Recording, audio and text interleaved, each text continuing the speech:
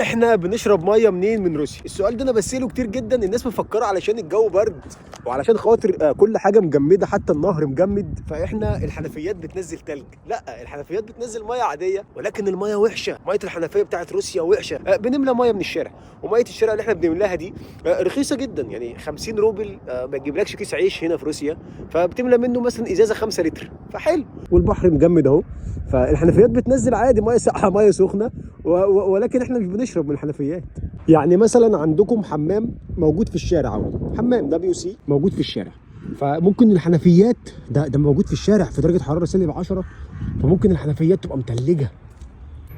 اهو حمام اهو، هتفتح الحنفيه عادي جدا اهو، ميه سخنه سخنه نازله من الحنفيه عادي في الشارع.